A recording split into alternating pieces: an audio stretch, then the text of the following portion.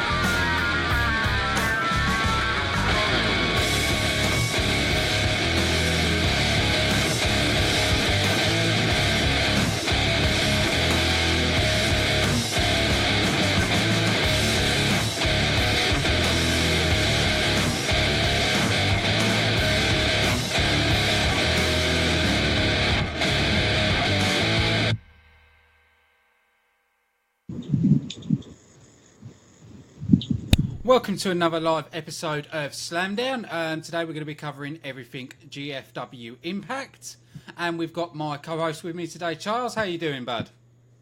Hey, I'm doing well. Had a good week. It was a long one, but it was a good one.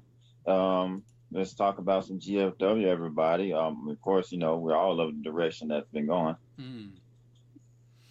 Yeah, and one thing I'm happy about, they've dropped Impact Wrestling and just gone back to just plain Impact, which makes more sense because if you think about it, the name it was Global Force Wrestling, Impact Wrestling, which you can't really have wrestling in there twice.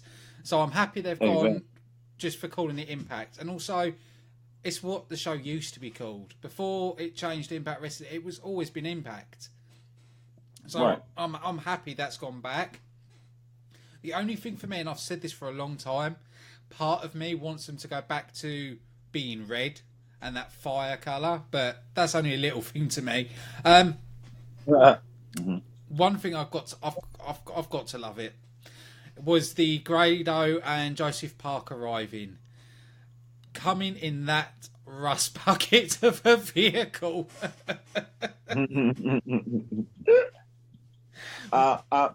I like the pairing of Joseph Park and Grado because they're two comic characters. It was good to have them come in and tell them what it was. What was it last week when he gave them the news or whatever it was. I'm still not sure if we know exactly what that news is, but I think that was cool. To have them paired up. For the whole comedic act. Because, of course, they're not going to shy away from that when it comes to Grado.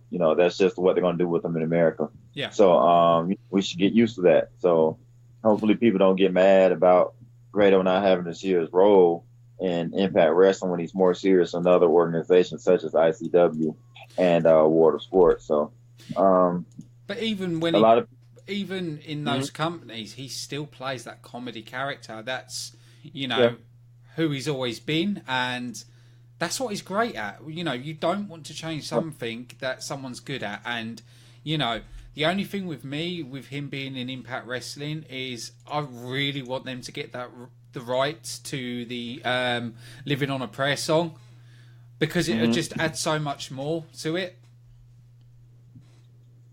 Right. Yeah, because like the song they got on using now, it's cool too. I don't really have a problem with it because they use something that was more American, I guess you want to say. But yes, that song, and you speak of is what he uses in ICW, pretty much international wrestling that he does, and it gets the crowd so deep into like his entrance. Everyone is so enthralled and into it. Like you could even see it in the Impact Zone how they are. But if they use that music. What's the artist of that song? Do you know? Madonna. Oh man, well it's a good song and it's really it fits them perfectly. I mean, I really like it.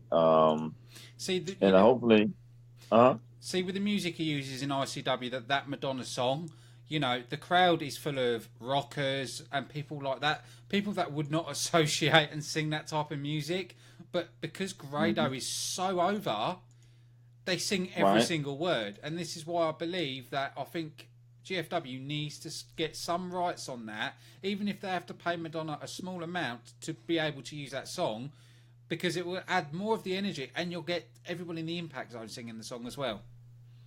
Right. I agree with you on that. That would be a big move. I mean, something sort of like that, something small like that could be it could make a big difference. Oh yeah, definitely. I did get a feeling that Park need to hire Amber Nova to go and sort their vehicle out for them. They could always bring her in. She's from the garage, so I'm sure she could help sort that vehicle out. If anybody can, it's her. Can you still see me on camera? Okay, you can. All right. Something I noticed too, Amber Nova was she was in that segment. Yeah. Backstage with the knockout. Did you notice that? Yes, I did. I even tweeted about it. You what? I even tweeted about it because I said to Amber Nova on Twitter that she should have said yes to Grado. So I thought that was really cool, being that we were the first ones to interview her, and then she got skills. She's got a nice heel presence. And we were both saying that we would like to see her back in the Impact Zone. So maybe that's a precursor to what the future holds for us and Amber Nova. Yeah, definitely. Because on the indie scene now, she's getting quite popular. She's getting more noticed. So I think it would be a great move by the GFW to sign her. But the problem is, Impact have had some great wrestlers appear on their programming, but always end up letting them slip through their fingers. Look at the ones that are in the Mae Young Classics now, that were in the Knockdown. It was like, why didn't you get these locked down? Yeah, he let the Garrett and Rich Ellering.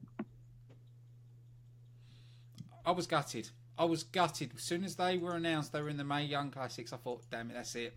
They're not going to be an Impact anymore. Right. Exactly how I feel. And that sucks. I mean, that's a really, I don't know how Impact let them slip through the hands like that. And maybe it'll just be a one-off for them. Maybe they won't sign. Who knows? But it's not. I'm not happy to see it. I totally feel the way that you feel about that. If they end up signing, that's a big opportunity missed. Yeah, because it's we've spoke about this before. We have said the weakest thing at the minute is the women's division, and I believe it still is. There's a lot of areas that need improving on that division. Right. But it's maybe there is improvements coming in time. I don't know, but at the minute I'd say the X division's hot, the tag team division hot, the main title's hot. It's just that the women, I think it needs more athlete women, if that's the better way to put it. Mm-hmm. You need that higher caliber, which I don't think the division's got at the minute. Right. It's like I don't know what it is. Why it's hard for them to get knockouts right now. Like the knockouts that were higher that they did get, like MJ Jenkins and a few others that we saw at the last pay-per-view one night only, Victory Road. We're not seeing them. We're not seeing them at all. So maybe they're getting their own explosion. Maybe they're training, getting ready. Because we only really see Ava's story from that whole group of people, and that's it. So I'm trying to figure out what it is they're trying to do, because they got some talent, the Eva Bates is going to be in the Mae Young Classic too, isn't she? Yeah, the one that played Jade. Yeah. Wow. No, not Mia Yim. I'm Eva Bates. I gotta check. I can't remember, but. Yeah, I just don't understand why they're not utilizing the new talent that they have, even though some of them kind of raw, like Ava Story. Why would you have Ava Story out there instead of MJ Jenkins, that has more athletic ability and that's a better ring worker? So I don't know. I'm confused as to what's going on with that. Yeah, I totally agree. You know, there is women that were signed to GFW that we haven't seen yet, so maybe he's bringing some more of them over first. You know, it's because we saw the GFW champion lose her title, but we haven't Right. seen her since. Exactly. We have not seen Christina Von Erich at all. You're right. So, and Diamante at the minute she's injured, Right. so she can't really be used in the women's division, and I think it is more. We're just going to have to wait and see. You know, we don't know who GFW are talking to. We don't know who they're giving contracts to. It is a waiting game. Without a doubt, because it's like normally it's weird because like now that there's not as much negative news about GFW things like that, we're not as many leaks and things. Have you noticed that? Mm. Like leaks about who's being signed and things like that. Like we barely got with ACH signed. We found out right before the taping. You know what I mean? It's like we didn't get a long. We didn't know a whole long time in advance, like we've been learning about things in the past. Mm. It seems like Anthem is trying to keep a tighter grip on things. Of course, we all know there's a mole, some kind of leak in the locker room somewhere because too much information gets out. But like people aren't able to expose the inner workings as much as they used to. Beforehand, we always knew who's in negotiation with what, who's trying to use what, who's trying to get used for what purpose, and things like that. But it seems like Ed Nordum and Jeff Jarrett has been able to keep tighter wraps on that kind of thing, and then which is a really, really good thing because you don't spoil it for the fans. Oh yeah, definitely. We will probably end up after we review this show talk about everything that came out of that press conference that Jeff Jarrett did. Trust me, I've got a lot to say about it, and it's a lot of good stuff. So, but we did see Park mention to Grado that he needs to find a knockout to stay in the USA. Now, Grado's been off television for a little while now, and that was actually due to his visa. They've only just sorted his visa out. So it's quite interesting that they're actually using what really happened in a storyline. Yeah. But we've seen we've seen that all the time though, haven't we? Look at Jeff Jarrett and Kurt Angle, for example. They use that as a storyline. So they do seem to make storylines from real events. They do. I guess like when it can like really benefit the storyline, I suppose, or they use it. I've noticed that. I guess real life storylines could be they're definitely hit and miss. You could definitely go the wrong way and mess up people's lives and really just mess up altogether with that. But that makes for a good storyline, being that Grado's such a funny character and that he could work with anything that you throw at him. And of course, him being from the United Kingdom and everything, and Joseph Parker, I'm pretty sure he needed some kind of work. They needed to do something with him. I'm sure they didn't just want to be a one-off and then throw him right back into the abyss role. So I guess it's like when real life things kind of like go with the flow of the show, you kind of like insert it without skipping a beat. You can go with it. And like the whole Jeff Jarrett, Kurt Angle thing, how could you can put that in as a storyline because you can't really get around it because it's going to be in the tabloids.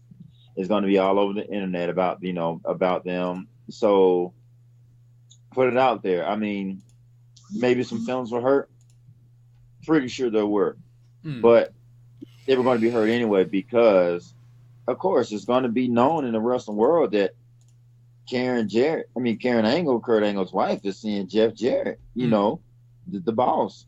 So might as well put it out there on TV and see if you can get some ratings for it. So yeah, I don't mind at all what they got going on and putting his real life situation as a storyline because it's not like it's a very sensitive one and it can make good television. Oh yeah, definitely. I totally agree with you on there. We also did see that LAX came to the ring to address their newest member, Alberto El Patron, which I know there's a lot of stuff that's gone on at the minute with Paige and Alberto. I kind of agree with keeping him on the TV tapings. You know, because it's still being investigated. You know, we've heard the police say one thing, we've heard Paige say another. So you know, we've heard Paige's family say one thing, which, you know, that post that was put out there by her brother, yes, I can confirm that was done on behalf of the Knight family, because I've got confirmation from her dad from that. But anyway, I think Impact are doing the right decision here. They've suspended him for the moment. You know, we don't know if he'll be on the next lot of TV tapings. You know, it gives Impact time to find out what the police have said, what the report is, if there's going to be action taken against him. So I know a lot of people might not like him on the TV at the minute, but you've got to remember, these tapings were done a little while ago. Right. You just can't just take them off and abandon everything that you had going on. You know, you finish the tapings out, like you said, because you got time in between tapings to investigate the whole thing, because it could be in a situation where you don't skip a beat. Yeah. It could be a situation where by the time the next tapings come around, everything has come to a head and to the light, to where you got all your information, and then it end up to being, because it could end up being something where Alberto El Patron is innocent, or did something that's not as bad, or it was exaggerated or something like that, and they don't deem it bad enough to take the title or take any kind of action. Yeah. So it can end up turning out to be a good thing, to where he doesn't miss a beat, where he doesn't miss a taping or anything. But of course, so it's the right move, because if it does turn out bad, that he did do something wrong, that you still got time to put something together for him to drop the title if you're going to release him, or whatever the case may be. So the way the format things are done, you can save your show and you can really sit back and wait and go from there. So yeah, I'm with you. I agree with it. You know, we all knew Alberto El Patron was a big risk in the beginning. I do love what he's been doing with Impact Wrestling. He's been very passionate. But I mean, GFW has been very passionate. But you can't have someone that's going to be a virus to the company too. You have to do the right thing, treat him like everybody else, and investigate.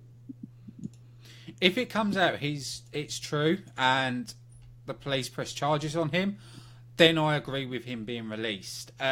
If it comes back that no charges are pressed against him, there's no evidence, then Impact have got to keep going with him. I think that's the only two ways you can really go with this. Oh yeah. What else could you do with it? You know, because if he's guilty, you got to take action. There's no doubt, because that's just the way it goes in wrestling, professional, in sports, and everything as a whole. You have to show people that you can't do anything, and that we're not going to allow you to do anything. And as much as we would hate to see, I would hate to see Alberto El Patron go, because he's done so much for Impact Wrestling. Yeah, and he's been. Excuse me, for GFW, I got to get used to. Yeah, don't worry. It takes time. Yeah. It takes time. And he's done so much for GFW that you would hate to see him go. You know, he brings fire even out of the dead Impact zone. These people that don't like to get excited for much of anything, El Patron gets them excited. El Patron, he carries the GFW flag like high. El Patron is always promoting them, even in his personal videos and things like that. And we don't get that from very many people. It's very many people in the history of GFW that have been like so pro company. So that's such a breath of fresh air to get that from him, especially with everybody thinking he was going to be a virus. So it would hurt, but it would still be the best thing for the company. Oh yeah, definitely. But we saw Alberto basically saying that he is good friends with Conan, but he will not be joining LAX. Right. We even saw him call Conan a son of a bitch, even though they bleeped out the bitch words, which I'm quite surprised. You know, this is meant to be, was it PG-13? So they're allowed to say them kind of words, but they still bleep them out, which I didn't get why they did that. Me neither. That was a little confusing, because they been saying all kinds of other curse words and stuff. So yeah, I don't know if it's because of a network have said they've got to bleep it out. I don't know, but it seemed weird to bleep it out to me.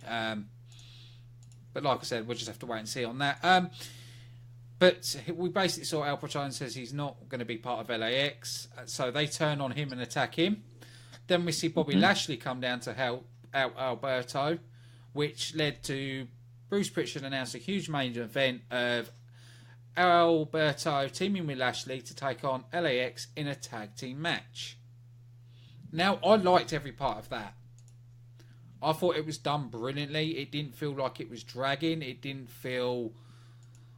I was invested into every part of that. You know, from the way LX were and he was, the prime... I've got to admit, for a statement, it was pretty damn good. I liked it too. I did too. To see Lashley come out and help El Patron, I thought that was cool. But you know, the whole time in the back of my mind, I'm like, he's working the El Patron. There's no way he's going to help this man. There's no way. I just couldn't go for it. I was like, there's no way. So the whole time I'm thinking like, okay, even though I did like it because they were like, they did look good together. Even before the match was announced and they was out there working together to try to keep LAX off of them. Lashley came in and cleaned up house, got everybody out the ring, did his thing. And the potential for that match, LAX tag team champions versus Alberto, El Patron, and Lashley sounds like a dream match anyway. So that was a really good pairing, and the way they put that together, I like how they, like you said, he called him Carlos, called him by his first name, called him a son of a bitch, you know, told him he's not a follower, you know, he's a leader, he doesn't do the following thing, he respects what they're doing, but he's not a follower. I like how they had the whole Latin thing. But it's obvious that Impact Wrestling is definitely trying to get get more of a Latin crowd. Yeah, which is cool. I'm down with that because you were AAA. AAA, you have a partnership with AAA, the biggest Mexican promotion in Mexico. So yeah, you definitely need to try to cater to your Latin fans, no doubt. I agree with that, 100%. So yeah, it seems like they're thinking about everything they're doing. They're really thinking about like the whole process of what they're presenting, who they're presenting, how they present it, the portrayal of the image that they want Alberto El Patron to portray, you know, because that further strengthens his face role, his role as a face, his role as the I know this is going to sound kind of contradictory, but I guess the all-American Mexican, I guess you could say, or we'll just say the all-Mexican Mexican. You know, the stand-up Mexican, the gentleman stand-up guy Mexican that is standing up for Mexico, Latins everywhere, and GFW. So that whole exchange with LAX was great for that purpose, and it helped to do that. It was done also very well in an old style way. Yeah. That was just really nice. You know, the way that the storyline is developing, and all based around a lot of wrestling elements, you know, old school wrestling elements, simply like join us, we'll be powerful. You know, you got your best tag team against like your top two, your top heel, your top face. You putting together like a super card type thing. You know, I'm very interested to see where it's going to go because it's like you threw a bunch of eggs in that basket, and I want to see what's going to happen when it all hatches. Oh yeah, definitely. It was a good build up as well, which you know, it made sense, the storyline. You know, when we get into the end part, you know, I'll talk more about how clever this actually was. One thing I'm loving the Super X. I'm gonna admit, I love the Super X. ACH Andrew Everett. Oh my god, what a match! Nice match. You know, I was seeing moves that I didn't think people were capable of doing in a ring. It blew my mind. Absolutely blew my mind. You know, and Andrew Everett, he looked the best he's ever looked in the ring in that match. Andrew Everett, yes, he did. Andrew Everett really, man, it's like he just improves more and more. It's like he's got to end up being X-Division champion one day. He's got to. No, that time will come in due time, I suppose. But oh yeah, it's that was a good match. I expected ACH to put on a good show because we all know he's damn good. I like that they spoke about where he was, his history. They even said, yeah, he's been in Ring of Honor for such and such, last such and such years and stuff. I thought that was really cool. They gave him that recognition, and just let people know he's not a noob. That he, to expect some good stuff out of him. He didn't show nowhere near all of his stuff in that match. Really? And who? ACH? Yeah. No.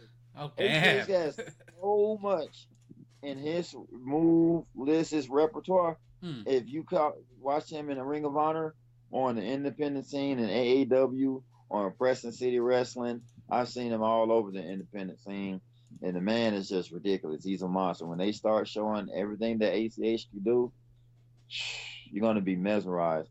But the person that stole that match, of course, was Andrew Everett. Andrew Everett showed a whole lot in that match, a whole lot. It went from like medium fast paced to fast paced throughout that match.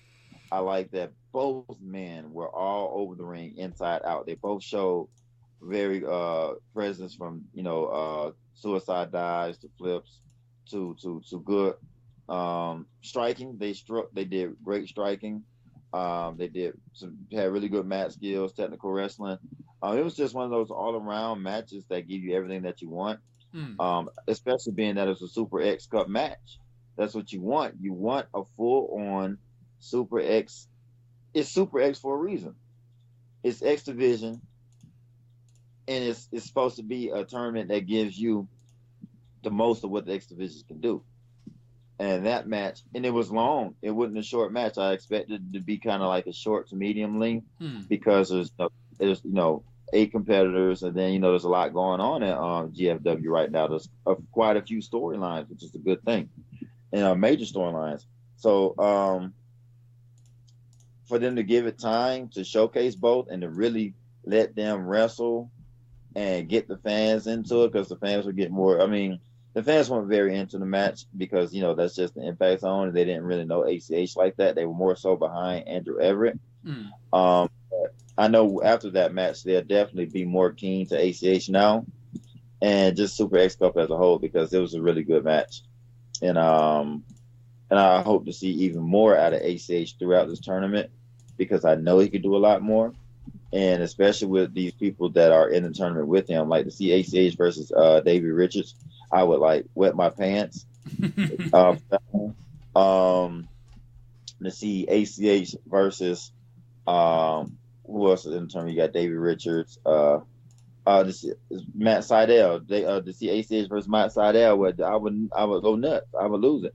So I'm excited about these potential matchups in this. No, Matt Seidel is not an X Cup, is he? No, I'm tripping. But I mean Desmond Xavier, ACH versus Desmond Xavier. So I'm totally excited to see these potential matchups in this tournament, because this is something we've been wanting and begging for a long time, is to bring back the Super X Cup. Yeah. And we got it. And of course I want to see with Sammy Guevara what he has to offer, because I've heard quite a bit about him, but I've never seen him wrestle. See, I'm actually looking forward to Drago as well. He's probably one of my favourites at the minute, and I cannot wait to see his performance in the X Cup. Oh yes, Drago's going to show his whole tail. He's one of the best in the world when it comes to that style. Lucha Libre is like, if Lucha Libre, just going to an X Division match is easy for a luchador. That's their style anyway. Oh, yeah, definitely. It's, and that's what's so great about the X Division at the minute, is there's so many styles they have, and the mixture of talent. If you're not excited, then what's wrong with you? Seriously? Right, exactly. There's something wrong. That's like, I was listening to the King of Mountain podcast, and he was like, and he said something really interesting. He did I guess like a survey or review of his own. What he did, he took casual fans that don't watch any wrestling. They like, they watch WWE or have watched it, and they didn't know about Impact. GFW didn't know what it was at all. So he let those people watch the product that knew about WWE, didn't know about GFW, and he let those people watch the product, and he said 100% of them liked the GFW product better. the people that are see the Super X Cup, and like he said in the GFW, what they got on the table, obviously got the better product, but they're going to call it crap anyway because it's just what they're set in their brains because they're so set to hate on the product. So for the people that watch it and say that they're not excited or that it's okay or that it's all right or that it's just it's trash, it's because they're not giving it a chance because that's just what they're set on anyway. They're set on dogging GFW. They're set on bashing everything that comes out of it because, you know, a lot of these same concepts are done in WWE in a different form or fashion or something like that, or even a straight copy. Sometimes it's a straight copy, like, you know, the whole final deletion Wyatt compound thing. It was just it was a straight copy.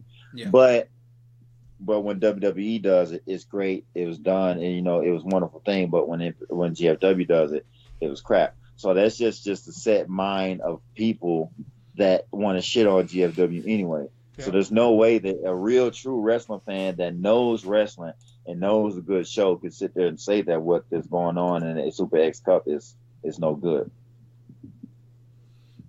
Yeah, I agree with you. You know, there is a lot of hate towards GFW Impact Wrestling from WWE fans, and I can never understand it why. A lot of people that I used to counteract and go, okay then, tell me why you hate the product. They go, I just hate it. I said, have you watched the product? They go, no. So then how can you hate something that you don't watch? Right, and that's what I tell people too. Like, right, how can you call something garbage that you don't even watch? You don't watch it, so how can you make any kind of judgment on it? How can I judge it's like okay, somebody throwing a random name of a person I do not know. So what do you think about such and such female, about this girl here? Oh, she's stupid, she's dumb, and I don't like her. Though I've never ever looked at her, I've never talked to her. How can you make a judgment on something that you do not watch? I've expressed it to so many people, and they say that, like on Twitter, it's really bad on Twitter. Oh, that's garbage. I'm like, I bet you haven't even watched the product. You know, I haven't watched it because it's garbage. How do you know it's garbage if you haven't been watching it? Then it's crazy. This is nuts. I don't get that crap. And it's like someone's just said in the comment, the X Cup is way more exciting than anything the WWE's done with the 205. And I'm sorry, you're spot on. You're absolutely spot on there. You know, right. The GFW X division has come back to what it used to be and is smashing 205. You know, you can even compare ratings and you'll see that GFW's ratings are better than what the 205 show is. You know, right. The thing is, with Jeff Jarrett, he knows how to use the X division. He knows what best wrestlers to use for it. You know, the only person I think would make the X division even better is if we had Ricochet and Austin Aries back. Yep. I think you bring them two back, that's it. We don't need nobody else. That is a brilliant X division. But, you know, you look at, I want to say about 205 for a second. You look at some of the wrestlers they've got in there. They're former X division stars, some of them. And they look awful in 205 Live. So it is not just down to wrestlers. It's how you manage a division, how you use a division, your booking, your matchup. And that's the one thing GFW does brilliantly. Right. They do. They've been doing it really well. And it shows. It is showing, without a doubt. Hold on one second. Turn that fan down. Whew, it's cold in here. Yeah, I'm sitting there looking at comments too. You got Michael Dunbar, Drago Everett, Xavier, ACH, etc. Extra way more exciting than anything. Yeah, oh yeah, no doubt. Michael Dunbar, he's very knowledgeable. DFW fan. I would actually like to get him on the show one day. I think he would have liked talking to him. Oh yeah. Because I'm on my TV, I'm looking at Facebook on my PlayStation now. That way I can check these comments and stuff. Because if I try to do it while we're doing the cast, it's gonna, the sound's gonna interrupt it. But It might be the most exciting thing in Impact Wrestling right now. I mean, excuse me, in GFW right now. That or either the main event thing with El Patron. Yeah. But the X Cup to me right now, in my opinion, is the most excited. It's got me most excited. So. And if you look, even it's those X Division type wrestlers are the ones that the most over, like Super X Cup. But even if you look at LAX, at the tag team, they're not too big guys. They are similar to the Motor City Machine Guns with the way they move in the ring, and it's right. That type of caliber wrestler that does really well in GFW. Agreed. There is definitely a style, a GFW style and a WWE style, without a doubt. And just being real, these cruiserweight style wrestlers, what WWE calls them, cruiserweight style wrestlers, they really are better off in Impact Wrestling. Yeah. Just being real. If you're going to have that Lucha Libre style, that extreme style, you are so much better fitted in GFW because it's put on a pedestal. It's made a main part of the show. The cruiserweights are, no doubt, no one can question, no one can say anything other than they are a second tier, third tier part of WWE. And that's why Austin Aries left. That's why he asked for his release, because he's a main eventer, former World Heavyweight Champion, former X Division Champion, former Tag Team Champion. And you put him in 205 Live, along with the rest of the I won't say jobbers, but along with the rest of the mid carders. It's a whole division of mid carders, and that's not what the X Division is. The X Division isn't a whole division of mid carders. It's a division of top talent guys going out there, putting their bodies on the line to give us the best show that they can give us, and that's not what the cruiserweight division is. And I can't blame Austin Aries for. There's no way you can go. If it were me, I couldn't go from world champion and wrestling top guys in the company that's over there in the same company he's with now that are getting all kinds of shine. He's beaten Bobby Roode. Yeah. You know what I mean? NXT champion. He beat Bobby Roode to become TNA's world heavyweight champion. You know what I'm saying? He's wrestled against AJ Styles. I'm not sure if he's beat him, but I'm pretty sure he probably has. He's wrestling against a lot of those guys in WWE that are top guys, but he's delegated to fucking 205 Live, looking like nobody. You know what I mean? It's like, so why, as a high flyer, a lucha libre guy, something like that, why go to 205 Live when no one's going to care about you? Precisely. I totally agree with you. And it's one thing I've always said, the X Division is the cream of the top when you look at luchadors and cruiserweights. It is. This time last year, no. But Jeff Jarrett came in and immediately made it the top lucha libre, cruiserweight, high-flying style division. He came in and is taking the top role again. And what division, what lucha libre division, other than, because, you can't count AAA because it's a whole Lucha Libre promotion. Yeah. So you can't count them. Mexican promotions are all Lucha Libre. But what that style of division is better than the X Division right now? Yeah, I totally agree. It's the best way to compare it is the 205 is like vanilla flavored ice cream on a cone. Yep. You look at Impact, it's vanilla ice cream on a cone with chocolate, with sprinkles and a flake. That's the best way you can compare it. I like that. I like that. Nah. But then the one bit of the show that did upset me, and I'm going to be honest, I was gutted, of Impact Hall of Famer Gail Kim announcing that at the end of the year she's retiring.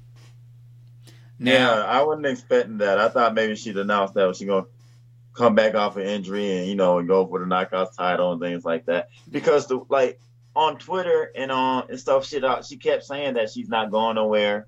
She's not under contract, but she's Impact Wrestling. And, don't worry about anything, So I was always feeling like when she's finally done with her injury, she's going to come back to full-time action. Yeah. But that was totally not what it was. And I'm surprised by it. I really am. But The thing is, though, we were never told what her injury was. So, obviously, it must be that much of a severe injury where she's actually had to think, no, I've got to retire. But she did say that she wants another title run. But I feel when she does retire, I think she's going to be still involved with GFW, work behind the scenes and help with the women's division, which I think would probably be a brilliant thing. And, she would know what caliber woman athlete to bring in to improve on it. Right. But I'm still Yes, I think so too. I think she'd be the perfect person to bring in people. She's like one of the greatest to ever do it. Yeah. So she's got a really good eye for talent. She was trained by Dean Malenko, so she definitely got a good eye for talent. Yeah, it'd be crazy not to have her as a part of it. And we all know she wants to stay a part of GFW. I think she said that she would be a part of. Was it her or somebody else? But I want to say it was her. Said she'd be a part of the company even when she's not wrestling. Yeah, Don't quote me on that because I'm not exactly sure. But she did. She will still be involved with GFW after she retires. Okay, I thought she said that. I just wanted to I didn't want to just be throwing something out there and I wasn't sure. So like you really have to have that person. You gotta have Gail Kim as a part of the company after she retires because she would give so much when it comes with her experience. When it comes to, I know she's got to be pretty good creatively. You know what I mean? I'm pretty sure if Madison Rain could be on the creative team, Gail Kim has to be able to be able to take up some kind of role just like that. Even though I don't think, from the looks of things, I don't think they want a talent being over creative in the knockout division. I think they're going to end up going back to Scott D'Amore. And I'm fine with that. I can see it more being Scott D'Amore and Gail Kim running it. I think that's probably the better way because Gail Kim is very experienced, and when she retires, at least that way she's not in ring, so she can put her whole attention on working on that division. Where Scott D'Amore's got a few other roles. Having her as the focus of the women's division, of bringing in talent, working with talent, is probably the better way. Right. I'm sorry, I was just reading this comment by Micah Dunbar, saying Drew Gallo is making noise, challenge, exactly right about going to WWE versus staying, returning to GFW, about the the X division and high flyers and luchadors. He just was expounding on what Austin Aries thinks. I think some wrestlers who left GFW Impact think they will have top billing in the WWE and then are stuck in NXT hell. Drew Galloway is making noise challenges on Twitter and beating jobbers, mid-carders in NXT, but he may never get a belt and may never make it to Raw, SmackDown, whereas in the zone, he was a main eventer. Yeah. Correct. Yeah. Very true. The problem is, if you look at a lot of the stars that are amazing in NXT, they go to Raw or SmackDown and used incorrectly. Look at Shinsuke Nakamura, used poorly. You look at people, AJ Styles. I still don't believe he's used correctly. The only people that are former Impact Wrestling stars that are doing well are Samoa Joe and Eric Young. The rest, I don't think, are doing well at all. And this is what I say again. Impact, even when Dixie was in charge, she still sort of knew how to use wrestlers properly. Right. But the one thing... Yeah, she... Go on. No, I was just going to say, yeah, I agree with you. She, even though she's a bonehead in a lot of stuff when it comes to the money and the finances, you're all right. She did pretty good at pushing the right wrestlers. Yeah. Oh, yeah, definitely. One thing on here, what they did on this show, remind me of WWE olden days with Chris Adonis in the ring where he invites Andy and Freddie from the stars of Swole Mates to join him, and he does a pose challenge. Now, that reminds me of WWE when he used to do this kind of stuff before, where he would flex the muscles and challenge other people to flex their muscles to do the best pose, and the crowd would cheer who would win. But we did see Eli Drake came down and referees came down to break it up, but you can tell this was done to promote that show, rather than anything to do with really Impact, to be honest. Agreed. Because you're not going to see them two, you're not going to see a match with them two. They're bodybuilders. They're not wrestlers. No. I'm going to say it's probably the worst part of the show, to be honest. I just don't think I don't think they need to do it. Yeah, have them at ringside. Brilliant. But I completely agree. I think it was a waste of TV time. Big time waste of it. Do you think they're starting to use Eli Drake incorrectly? Yep. Yeah. Because we don't. I'm not liking it. I'm not. I liked it when he was going the whole dummy thing. And another wrestler that needs to be back in the Impact Zone and used correctly is Bram. When Bram was the Bram when he took on Magnus and Abyss, when he played that character, he was over. Even Stone Cold Steve Austin was praising his work. I remember that. I thought that was really cool when Stone Cold was praising Bram's stuff. See, that's why I'm confused why they pulled him out. Yes, I've seen that they've put him in the skirt, but on the skirt, it's got crosses upside down, which, that's kind of cool. But he needs to be back in the Impact Zone, and he needs to play that hardcore heel character. Yeah, he was really good at when he was doing that. That's his niche right there. Oh, yeah, definitely. And he needs to come back to the Impact Zone and play that character. He needs to be on his own. He needs to be that crazy lunatic where he needs nobody. Right. And to be that hardcore element he was. Because all the way up till, I'd say, to the DK moment is where they messed him up. Before that the DK moment, he was on an amazing run. I agree with you on that DK moment when they did that with Rosemary and stuff, man. It did hurt him big time. And there was a big chance of really bringing him back and making him somebody strong again with the DCC. But we all see Jeff Jarrett didn't like they didn't like the concept. For whatever reason they didn't want to go with the DCC anymore. Yeah. Even though I felt like it was a good faction and that could have went far. I think Jeff Jarrett really should have kept that one around and ran with it. Mm-hmm. But I also get him wanting to push James Storm by himself too. So I get that too. So I know why he did it. But I think and that was a big chance to make Bram and Kingston like kind of larger than life or a lot bigger than what they were. But it didn't happen that way. And it's hurt Bram's sense. Oh, yeah, definitely. It's like someone's just said in the comments that Eli Drake needs to be pushed because he is so talented. I agree with you. He's got so much chemistry. He's got so much charisma about him.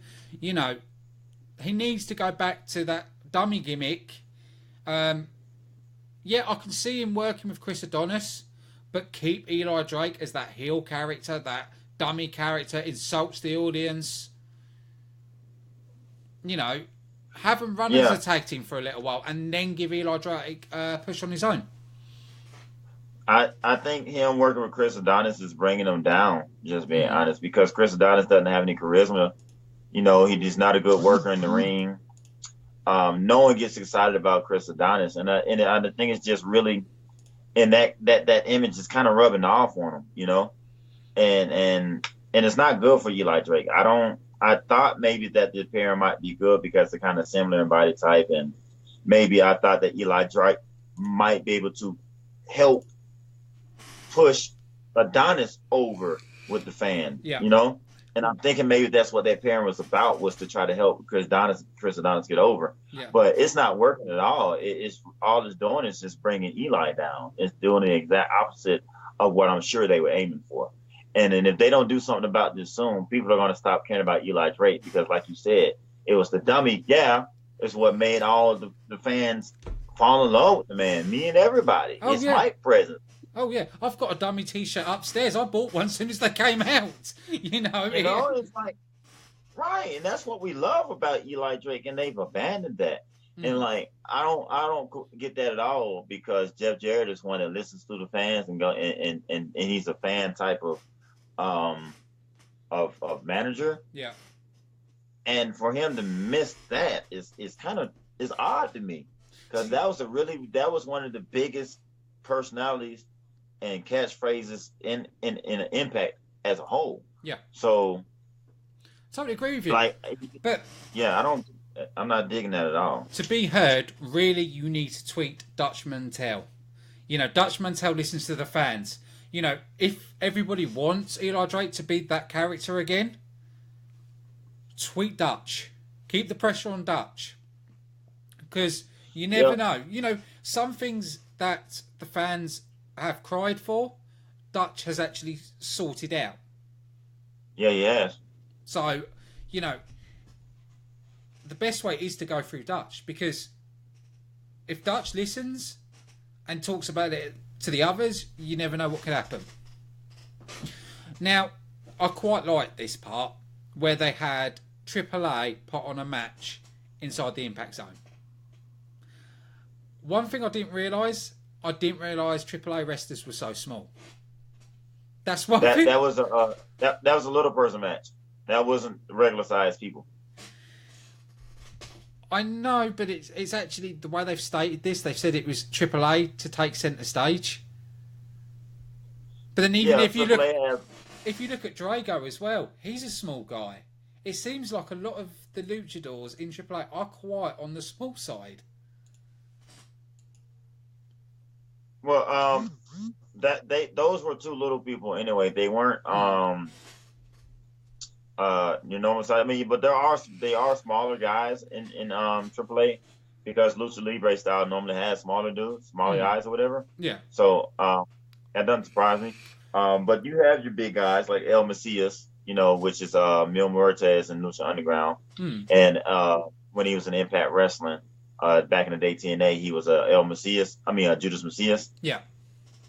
Yeah. So they got a few big guys and stuff like that, but not many. That's just kind of like the style, the culture of Lucha Libre. Most times you got to be a smaller guy to be able to move like that. Yeah. So you got your exceptions, like Brian Cage. Brian Cage is in AAA, and he can definitely get around and move. But yeah, you're mostly going to see smaller guys coming from AAA. I was quite impressed by this match, actually, because I didn't realise how much two small guys could go. Now, the reason for that is when I've seen midget matches previously in Impact, and even when the WWE did them a couple of times, they've been very basic moveset, very limited style, but this was something completely different. And I've got to admit, I've never seen a match like this with two guys like that. Never seen one before, and I loved it. It was an actual wrestling match. It was an actual match. It wasn't that comedy match, what we normally get from small guys. Nope, this was an actual a competitive match of two people trying to win, and like they were actually trying to fight for a contendership for a title or something. Oh, definitely. We saw a springboard, twist, corkscrew to the outside. There was hurricane haranas everywhere, moonsaults. It was jam packed. And actually, yeah, it was very much so. The only thing I didn't like was a lot of the timing was off with some of the spots. Yeah. Like you had the I can't remember the other guy's name with the mohawk, but a few times he was there standing and watching and looking up, waiting on his opponent, to get up to the ring rope, get in position, and do the move and do the spot. It was very, very unrealistic, and I didn't like that part of it. But I did like the effort that they put into it, because they did go all out, 100%. But their timing was bad to me. Very obviously bad. So that took something away from me, for me myself, because I feel like, with their style of wrestling, and I think they had ample time to prepare his tapes, so you knew you were going to have this match. I think they could have pulled that off better. Yeah. I did like the action. I did like the intensity they had. I did like the fact that they put their all into it. But I still think the result of the match, the way it was put on, could have been better. Could have been quite a bit better, actually. Yeah, I kind of agree with you on that. But still, I think this is probably the first time they've been in a six-sided ring as well. So being the True. first time in that type of ring probably doesn't help. They probably needed to practice in that ring a bit more before they put that match on. But like you said, there was those few bits, but it was still a good, solid match. The next part, we saw Joseph Park and Grado. Grado started asking various knockouts. We even saw one of our favourites, Amber Nova, backstage. As he asked her out as well, which was quite interesting. For her to be backstage, I wonder if there's contract talks. I think so. I would think that they're going to use her again, and maybe there are contract talks because, she's not going to be there for no reason. If she was doing a one-off, we wouldn't see her again. We wouldn't. That's true. And do you know what I'm going to do right now? I am going to message her and I'm going to ask if there's talks going on between her and GFW. Excellent. Good move. I'm going to answer this question from Michael Dunbar real quick. He asked the question, with the Lucha Underground Exodus, what do you think? Want GFW to claim Mysterio and Ricochet are obvious, but it would be a coup if we could also sign Mundo, Talia, and Fox, in my opinion. I totally agree about Talia because she's already been talking about she wants to try hands at the GFW knockouts. So I totally agree with her. She's a really, really, really, really good worker. Evilise, of course, if she's still even in Lucha Underground. I haven't seen her at all in season 3. Of course, Johnny Mundo, incredible worker. Dante Fox, aka AR Fox, no doubt. Those are all good names. I would love to see Cage, the Machine Cage, of course. You can't miss out on him. I would like to see Willie Mack. Definitely, I want to see Willie Mack in Impact Wrestling.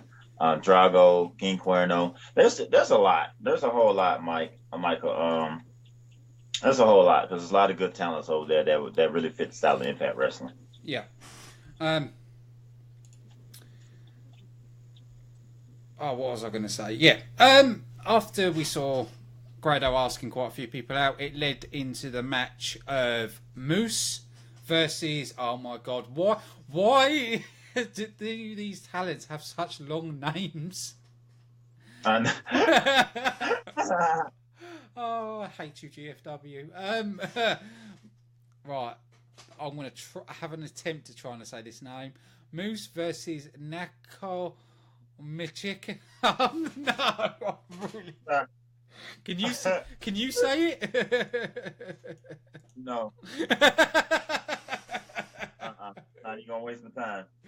Right, I'm gonna say Moose versus the Noah Talent wrestler. That's what I'm gonna go with for the Impact Grand Championship. We did see EC3 who expressed was interested in the Grand Championship, so he joined on commentary. But the thing was, he didn't say a word.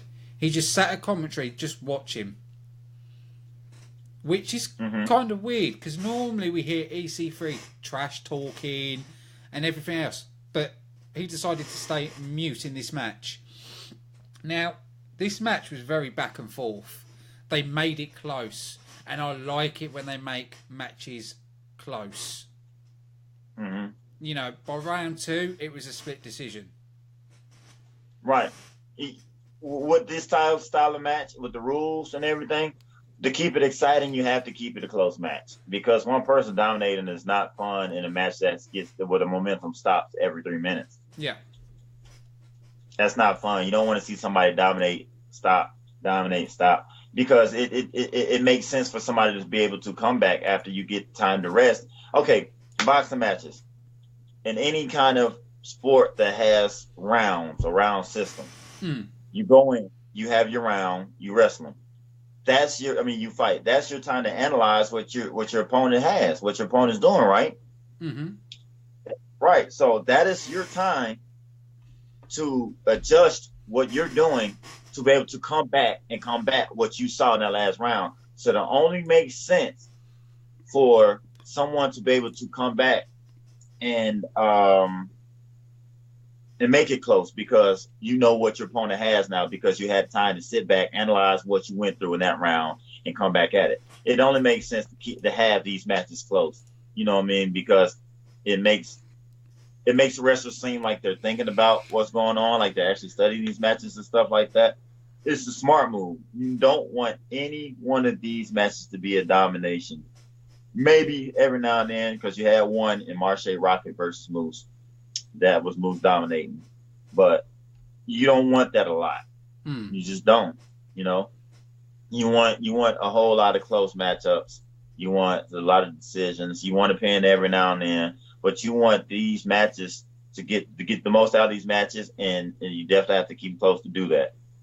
I think they're doing the right thing by keeping the title on the Moose now instead of passing it around like they did at first. It's a good thing. Show some prestige in the title. Show that there's competition.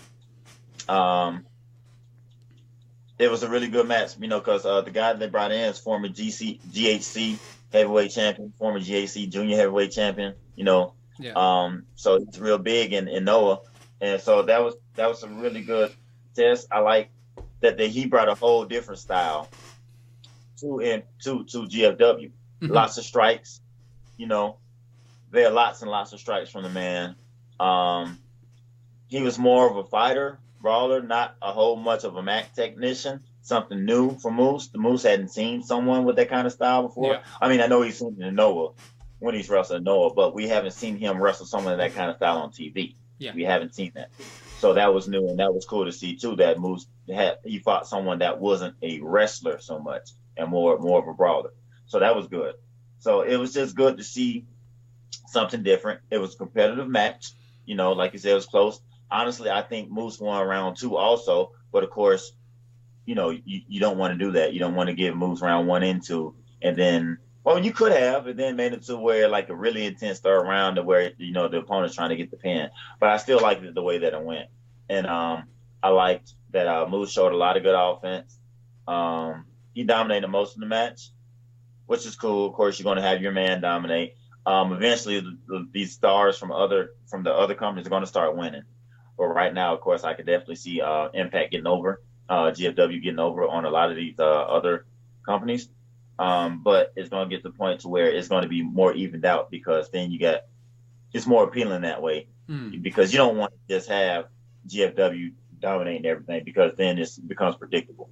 Yeah. So, yeah, but I could definitely see sometime soon where more talents from AAA, Noah, and things of the sort are going to get these W's, these victories. And I want to see that. I don't want to see the GFW talents get over all the time. Totally agree with you. I was also going to say I quite like the way they used EC3 as well when he came in, but he didn't go for Moose. He went for Moose's opponent, so then Moose is disqualified. I quite like the way they did that.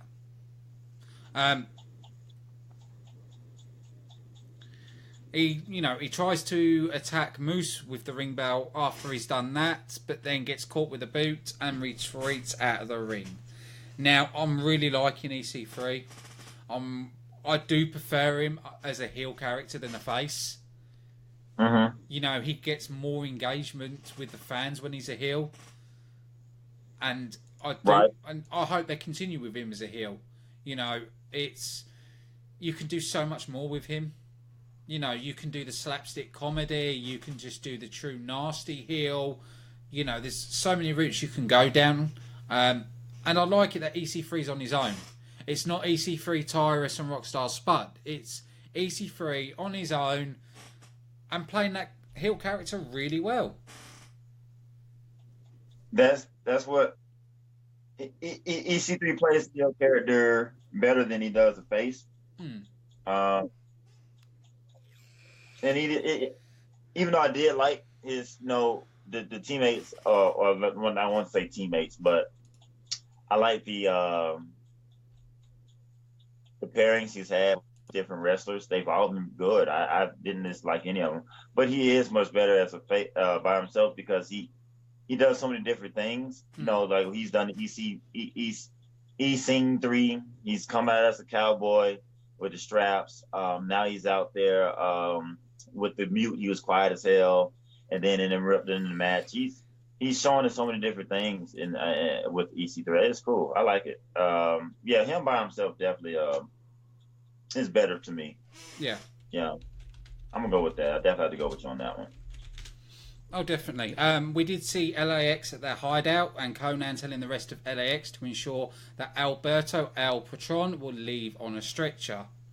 After that, we saw Sanjay Dutt's X Division title belt. Trevor Lee makes his way to the ring for a match, claiming he's fighting as the X Division champion, and takes on this guy called Willem Weeks, who he says has won championships all over the place. Champion everywhere, which we know, no, he's not. We know it's someone who you've just picked out of a wrestling training school just to beat up, basically. Right. But I kind of like this. They're giving more stuff for Trevor Lee to do now. You know, for stealing that title off Sanjay Dutt, pretending he's X Division champion. I kind of like it. You know, they're sort of showing more character with him. Yeah, because Trevor Lee is. I like that they're giving him a chance, to work on his mic presence, to work on a character, on a role, other than just because they tried different things. Of course, they tried with Shane Helms and stuff like that, and then before that, they tried with the GFW invasion angle and stuff like that. So they tried to bring Trevor Lee. Then they did the whole, the dumb country boy thing. So they tried a couple of different things with Andrew Everett. Let's see where it goes. I can get that. I see what it's kind of funny at the same time, and I like it because he's like staking his claim to what he says is his. That I'm the top guy still in this place, and I like that it still boils down to. Yeah, I may not be officially the champion, but I'm gonna take this because I'm still the best that there is, and in this mofo. And I like to see sports like that where people challenging each other because they say, "Okay, you may be the champion, but I'm gonna show you that I'm still the best here. I'm the champion, really. Even though you got the belt." I like those storylines. I know they're really cliche because they've been done a lot, but I don't have a problem with them. No. Like we just said, it was a squash match. You knew Trevor Lee was going to win this, but we did see Sanjay Dutt come down at the end to try and attack Trevor Lee, but Trevor Lee managed to escape with the title once again. It makes me interested to see what's going to happen next week. If you've noticed, each section has made you want to see what's going to happen next, and that's what I like, and I think they've Impact has done this brilliantly. Now, I am going to compliment somebody that I normally say is kind of green. Ava Story did well in this match. Probably the better match I've seen her performing against Laura Van Ness. I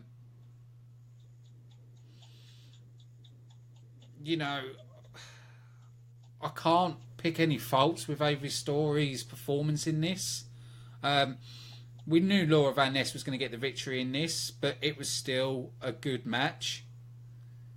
I wouldn't say it's the best, but I can't say it's the worst. It was just a good, solid match. I agree. I totally agree. That was the best showing I've seen Ava Story have. It was the best match I said. She didn't botch a whole bunch of shit like she normally does.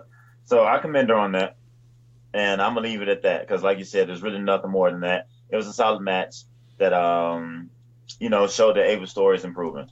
So I was able to get that out of that, and it's good to see any knockout that's going to improve because we need that division to improve. Oh yeah, definitely. Even after the match, we saw Joseph Park come down with Grado to the ring to ask Laura Van Ness on a date. Now, when I first saw that, I thought, okay, maybe they're going to start putting Laura Van Ness back to the old character. Maybe they're going to use Grado to pull her back and make her normal again. But I guess I was wrong because Kong Lo Kong came down and chased Grado away. Yeah. Now what the hell? So it made me wonder, is like, so is Congo Kong like, does he has a thing for Laurel or something?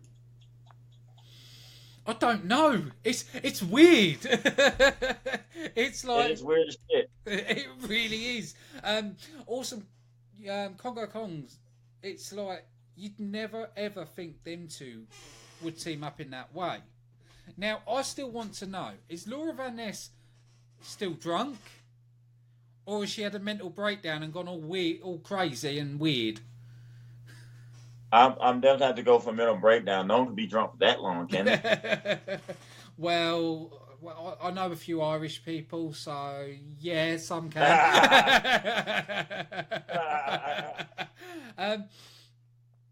No, I like the way she's playing this character, and and I've got to give it to the production team. The way the dress has changed, with where it looks like it's pulling apart, the stains on it. They've made it look realistic. Like, when you watch this, she looks like a person that hasn't showered for months and months. Right, she does. And that's what's really clever about this.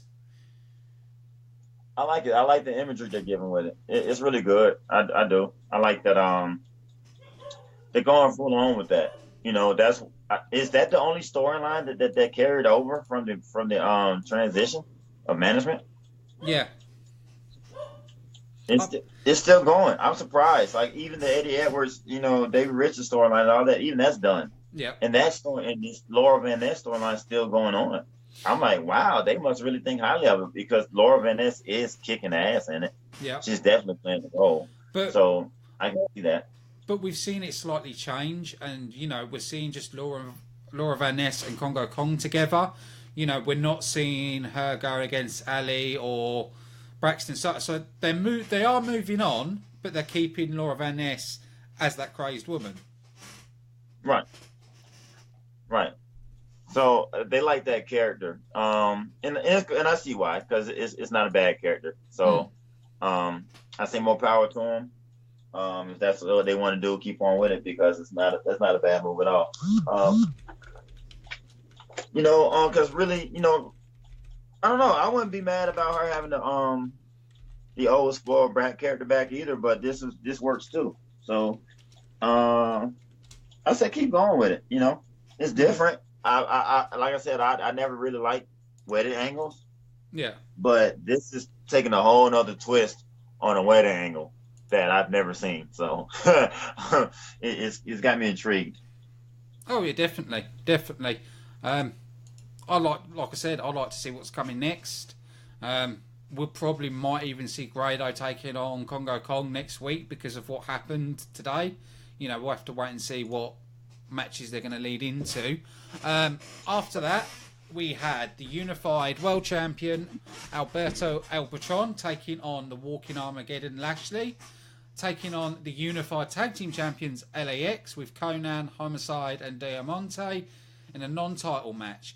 Now, I was impressed with this match, actually, because if you think about it, you've got two big heavyweights taking on, the high-flying tag team kind of guy, but the match worked. It did. I was totally wondering how this would work. How confused. I mean, I'm not confused, but hold on, give me one moment. Plug up my laptop. All right, I was totally I didn't know. I figured the match would be good, because when you got workers like Lashley, El Patron, and LAX in the match, it's got to be good, And if it's not, that means somebody screwed up real bad, real bad. But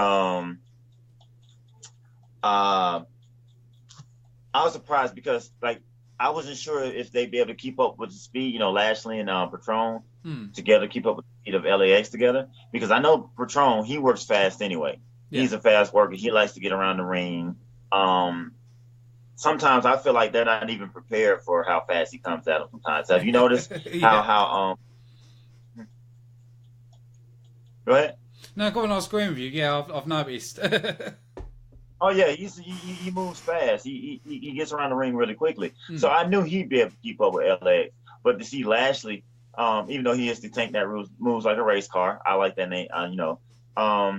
it was good to be able to see them keep up like that. It was a fast-paced match with these two big old fellas. Each team showcased. I mean, Lashley and Patron worked well together.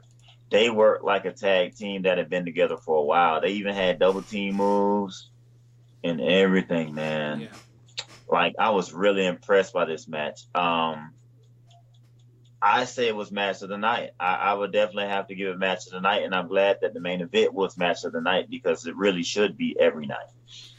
See, I disagree. I don't. For me, it wasn't match of the night. My match of the night was the Super X Cup match. This is my second match of the night, but my match is that Super X Cup. I've never seen anything like it. So this is I'd say my second favourite of this show.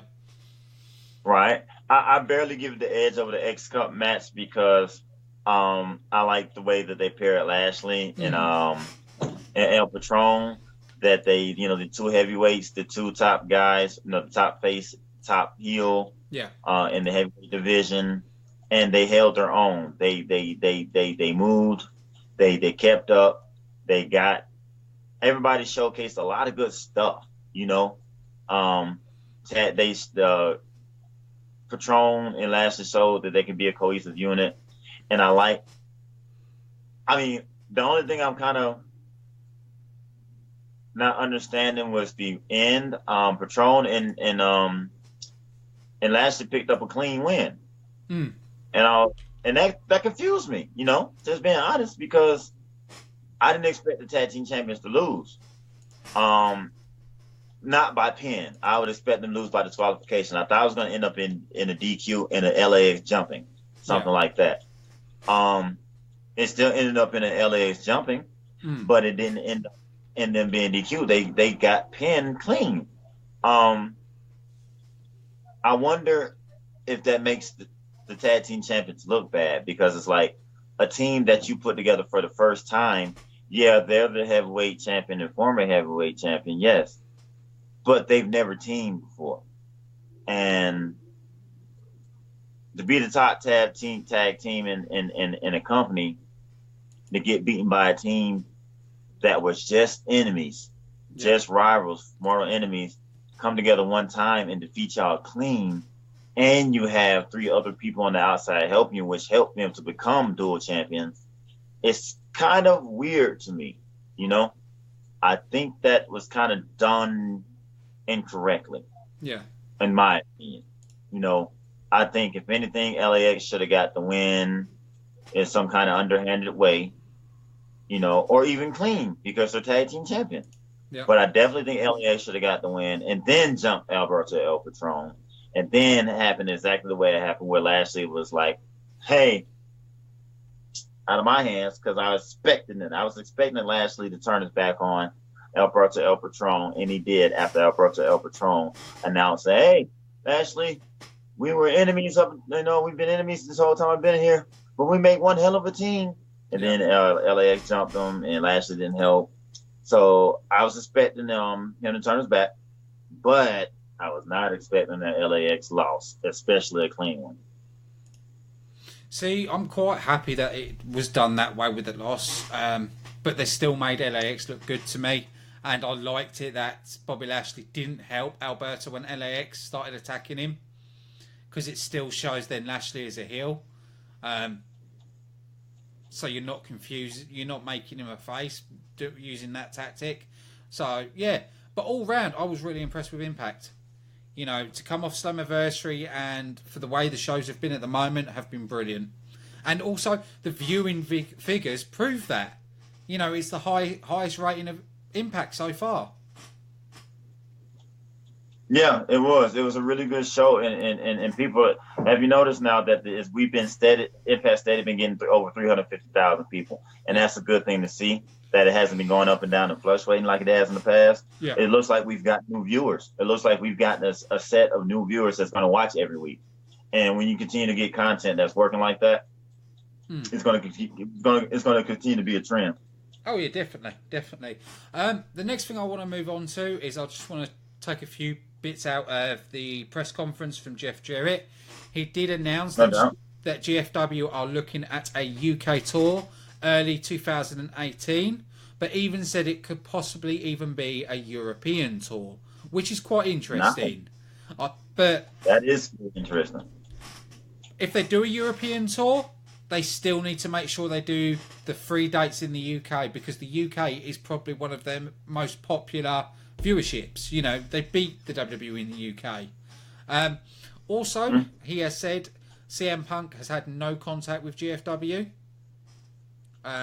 So he said about that. He's also said you can't focus on males from 25 to 34. You've got to be much broader to succeed. My favourite point he made, his top priorities are video game and action figures. Now, I'm not an action figure. Yes, I'm so glad to hear that. I'm not an action figure collector, but I'm a gamer. I love gaming. And if they're going to bring out a GFW Impact game, I will buy it as soon as it's released.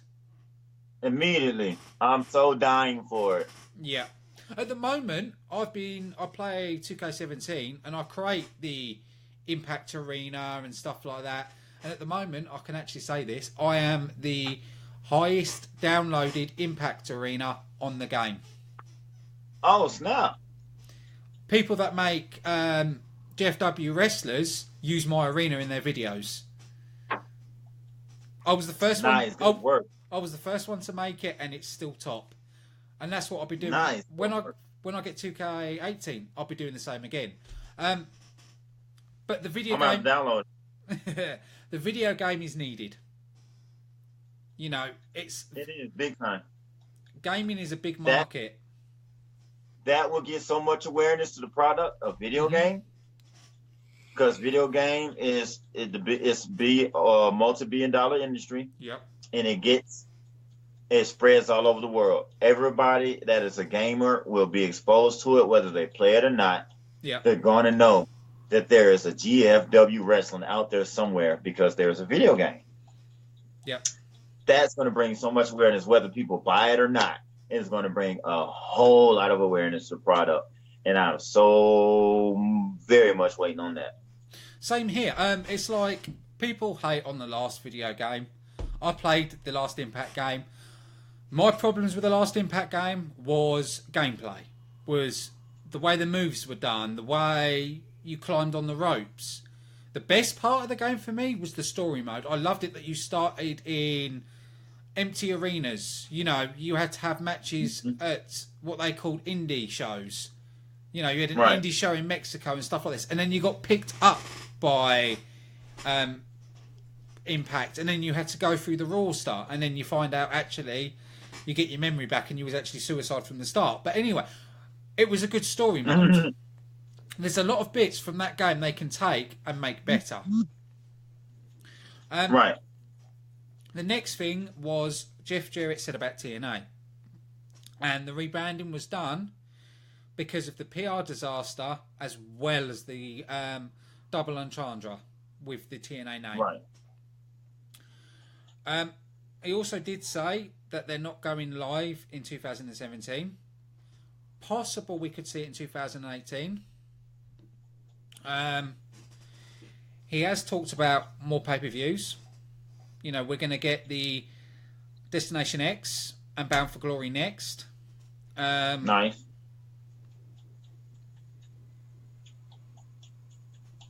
And he doesn't think James Storm is at the end of his career. So so he don't think he's going to the Hall of Fame. He thinks somebody that's like toward, at the zenith at the end of the career should be going to the Hall of Fame. And I agree with him on that. Just because James Storm got many years left, so why should you be a Hall of Famer that's still active? My opinion for Hall of Fame, Mike Today and Don West. Those are my two picks. I'm going to go with Mike Tenay. Yeah, I can't think of anybody that's more deserving right now. Yeah. I'm thinking of who's been there from the start and all the way to the end. You know, a lot of the guys are in the WWE now, so they can't be touched. So, to make sense, because they've done referees, so why not do the commentary team? That was there from the start of the product, there for a long time, especially Mike Today. They helped build Impact, so I think they deserve it. Yeah, without a doubt. You know, they were cornerstones. They were big reasons why Impact, now GFW, is still alive, and it got the scene that it did to be able to stay alive to this day, because it was a struggle in the beginning, and it took people like them to stick around, stay down, and give their all, and they did that, and that's why we have a product still to this day. So they're very much deserving, without a doubt. Like you said, all those guys that left and went to the E, definitely, you can't touch them, so you can't have them at any ceremonies and like that. So because they have give Mike to me down west. They have tried in the past. They have tried to get AJ Styles. I think it was on the last one. They tried to get AJ Styles to come and do it, and the WWE basically said no. So they have tried that. So it's the only way you can really go with the Hall of Fame. The only other person that I can think that is deserving is Abyss. Right. But you could possibly get away with Kevin Nash and Scott Hall as well. I don't think it'd be them, but I'm just saying you could get away with that, because Kevin Nash was there and Scott Hall, they were there at the start at 2002 and stayed there for a long time and helped build this company up. Scott Hall's not gonna make it in TNA's Hall of Fame, in GFW's Hall of Fame, because he just no-showed, for pay-per-views. True. He fucks some shit up. I wouldn't put him in my Hall of Fame if he no-showed and then never came back to the company. He's my favorite wrestler of all time, and I wouldn't do that. True. But Kevin Nash is definitely a shout. I'm not saying he will be, but he's one that could be in the realm. Yeah, I can see Kevin Nash more so than Scott Hall, because Kevin Nash didn't just walk out on the company. Scott Hall did, so. Yeah, that's true. That's true. Because even Kevin Nash did a lot of work backstage as well as on television, and tried to help that company, even though he's got a lot of bad rep, but he still tried to help. Right. He couldn't wrestle that much. He'd probably break his leg just walking down to the ring. Oh, hang on, that was WrestleMania. Right. That was WrestleMania. He did that. But yeah, you can't. He's done for Kevin. I've got to say, GFW is in a lot better place now. I'm happy they've dropped the wrestling name, and it is just Impact. It also gives it that bit of old school vibe as well, when it used to be just Impact. I can understand the name change why they dropped TNA. Doesn't mean I love it, but I'm okay with GFW now. Before I used to fight it, but seeing what they've done with the promotion and what the promotion is now, I can accept it. Yeah, you can get behind it. I can definitely get behind it. And then for the company that we have now, it's the name that fits. Yeah. It really is. And it's not like they're rewriting history. They're still acknowledging the past. It's not like they're saying... It's not like they're dumping the company and restarting. It's continuing the company. It's just they've changed TNA to GFW. That's all they've really done. And I like that. I'm glad they didn't just get rid of the history of the company, because we'll never forget it. As much as you try to hide it, just like the same shit with Hulk Hogan supposedly being erased from WWE's history. You can never forget what he's done. Yeah. And you can never, ever, ever. It happened. It happened. It happened. You can claim it never happened. You can say it was never in the record books all you want to, but we all saw it. So if you were to try to take away the history and be like, all right, this is a new company, GFW, this is a new startup, there was nothing in the past, would be incredibly stupid and a slap to the face of all the fans of TNA / Impact Wrestling / GFW in its history. I agree. And one thing I've just remembered, I don't even know if you know this, Rey Mysterio has been in talks with GFW and WWE. I saw that. Yeah. Now, I'm hoping he uses his common sense and signs with GFW, because he's a veteran. He can help guide some of the young talent, and he can still go. Do you know what I mean? It's right. A lot of his moves are banned in the WWE. They're not banned in GFW. He could be more of himself. And he could even drop the mask in GFW and join LAX. Yeah, he could. That would be great. That would be the perfect scenario. especially because his relationship with Conan. This is going right back now, back to WCW days. Remember, he was in a stable called Filthy Animals, which were Conan, Billy Kidman, Rey Mysterio, and I can't remember the woman's name. So Ray and actually, yeah, you're right, Juventud Guerrero. So Eddie Guerrero as well was in Filthy Animals at some part as well. Right. So Conan and Ray Doug can work together. It would make sense to put him in LAX. But it is just a wait and see game. I'm hoping he doesn't sign with the WWE, but I'm also hoping in time we see Austin Aries back at GFW where he belongs. I'm gonna definitely guess. I think it's just a matter of time before Austin Aries comes. I don't think it's a matter of if, but more so when with him. With his dates, it would make perfect sense for having to appear at Destination X. No doubt, because he's the first one to cash in option C Yep. to become World Heavyweight Champion. Yep. It would make sense. Yep. And, it would lead in, starting from that, they could lead into all sorts with him. He's a great worker, he's great on the mic, and he's great in the ring. It's very rare you see both. He was very badly used in the WWE. Now he can be used the right way in GFW. Correct. So very much. There's a question by Mike Dunbar that asks, do you think it would be good? I lost it for a second, so I'm just going to paraphrase it. To sign Wade Barrett, Stu Bennett, before the UK tour. Would that be wise? Would that be a good move? Yes and no. Stu Bennett's still got a lot of his career to go. I do believe there's other UK talents out there that could be signed as well. Jimmy Havoc, I've been saying for a long time, I'd love to see in GFW. There's a lot of sort of people that would fit in the X division as well. I would like to see Stu Bennett, but I would like to see other UK stars as well. I feel you. I think signing them before the tour would be good for that purpose. Yeah.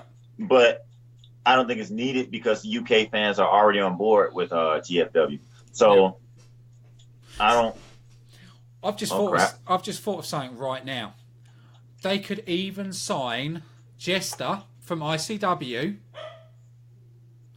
put him with Abyss, and James Mitchell as a manager, and then you've got your gothic monster type characters with a good manager. Right. But there is so much to the UK market. There's so much talent out there that I'd say GFW needs to take time and pick the right guys up to use in the tour. Yeah, I agree. I see that's what they're doing now, though. They're definitely going to the different markets, definitely going to the different companies and picking out the people they feel like will most appeal to the worldwide scale. And Drago was a great pick for that. Yeah, wonderful pick.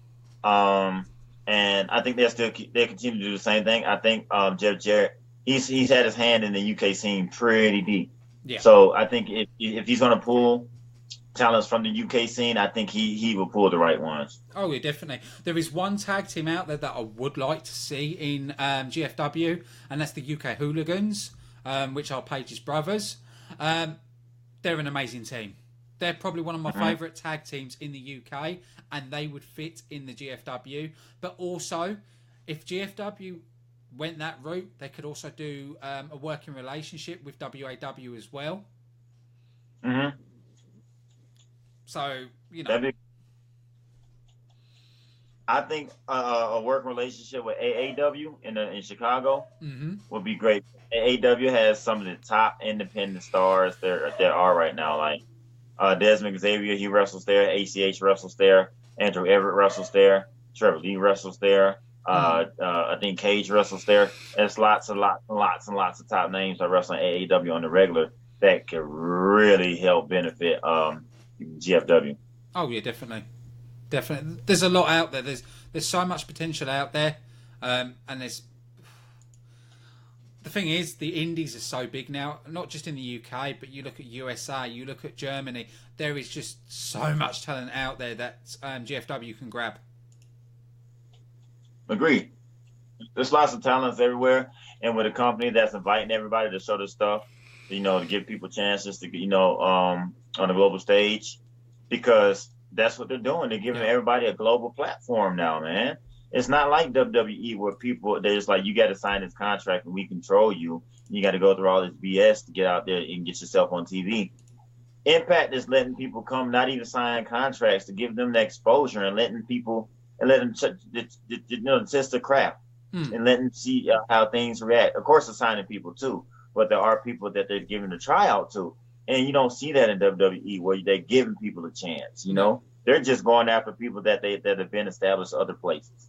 Yeah, and Impact's not doing that. They're giving everybody a chance, and I love that, and that's why Global Force Wrestling is the proper name for our company now, and I like, and that's what the emphasis is, and then of course with that being your emphasis, you're going to get the top talent from all over the world, and it's going to stay fresh. You're always going to see something new, as opposed to WWE, where you're going to see the same matches over and over again and the same storylines over and over again and gimmicks and whatnot and so forth and so forth. Yeah, I totally agree with you. It's definitely exciting times. Looking forward to the next Impact show. I want to say big thank you to you, Charles, for joining me on this. Big thanks to everybody watching. Don't forget to check out the Facebook group, Impact Fan Nation. And you can follow us at Twitter, which is Slamdown Live, or you can even go on slamdown.co.uk. And in the next couple of months, we'll have more updates about the Slamdown t-shirts. And this week, I will be playing the TNA Impact game, and I will be live streaming the story mode of me playing it. So that will be coming out. Keep an eye on Twitter for that. Big thanks, Charles, for joining me. And a big thanks for everybody watching.